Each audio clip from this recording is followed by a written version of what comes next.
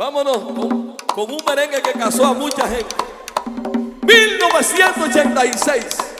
Con la palma familia.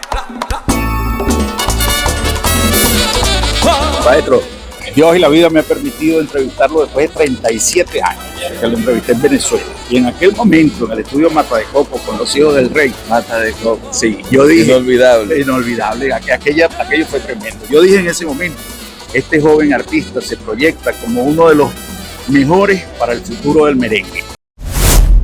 Hay una gran expectativa por lo que va a ser el futuro de Sergio Vargas, que nosotros estamos seguros que va a ser muy bueno, porque es uno de los músicos y de los cantantes de esta generación de cantantes jóvenes que está exportando Santo Domingo y toda la República Dominicana, que promete bastante, pero bastantes éxitos en el futuro.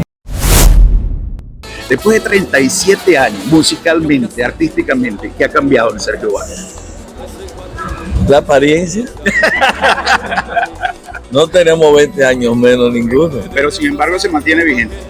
Estamos tratando de fortalecer cada día más el merengue, que es la música medular de un país como República Dominicana, que necesita fortalecer su ego cultural.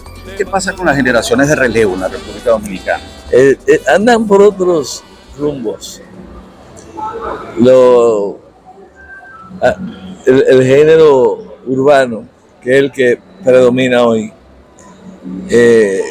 ofrece mucho más facilidades a los que lo interpretan que las facilidades que teníamos nosotros aquella vez, hace 25 o 30 años. Sí. Bueno, maestro, no le quitamos más tiempo, sé que viene cansado de viaje, mucho éxito y nos vemos mañana. Aquí estamos.